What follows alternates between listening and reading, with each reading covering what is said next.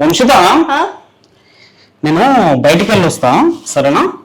ఆఫీస్కి వెళ్ళట్లేదా ఈరోజు?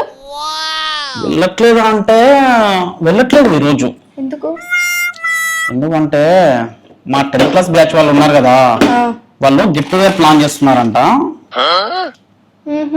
అయినా నీకు ఇవన్నీ నచ్చవు కదా, వాట్సాప్ చాటింగ్, ఫోన్ టాకింగ్స్ నచ్చవేమో. అంటే వంశిత, గెట్ టుగెదర్ అంటే పెద్దది కాదు, ఏదో 4 ఫ్రెండ్స్ అలా కలుస్తున్నారంట అంతే.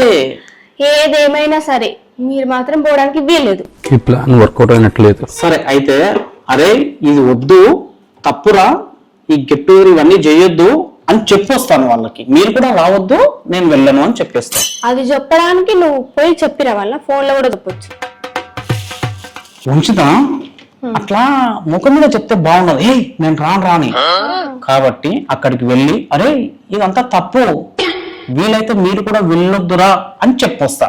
మళ్ళీ కొత్త కాన్సెప్టా? ఏది ఏమైనా సరే మీరు మాత్రం గెట్ టుగెదర్ కి వెళ్ళొద్దు. సరే, గెట్ టుగెదర్కి ఏం వెళ్ళను, జస్ట్ అక్కడికి వెళ్ళి వాళ్ళకి చెప్పి వస్తా, ఓకేనా? సరేలే, మీ ఇష్టం.